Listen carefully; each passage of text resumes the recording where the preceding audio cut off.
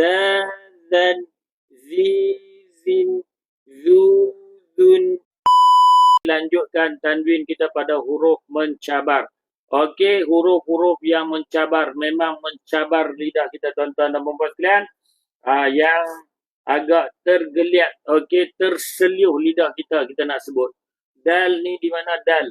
Dal ni di hujung lidah bertemu dengan permulaan gigi kacip atas. Okey, da. Da di sini sahabat ukuran, da.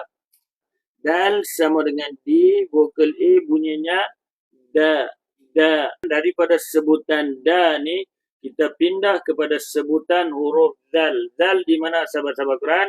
Jom kita tengok hujung lidah bertemu dengan hujung gigi kacip atas, za. Okey, dal sama dengan di, z, vokal A bunyinya za.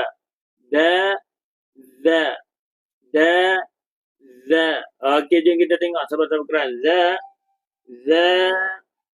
Okey, za baris satu. Za, zan. Okey, zan. Okey, di, z, tambah en saja. Bawa vokal tanwin.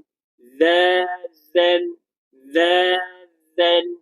Okey, jangan pergi tukar lah. Pergi tukar sebutan. Za, zan.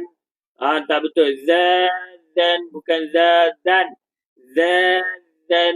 Tu sebutan dia. Betulkan yang biasa, biasakan yang betul. Okey, seterusnya. Zi, zi. Kepala lidah kita keluar. Dan juga rahang kita rendah insyaAllah. Zi, zin. Seterusnya zu. Zu, zun. Za, da, za. Za, zan.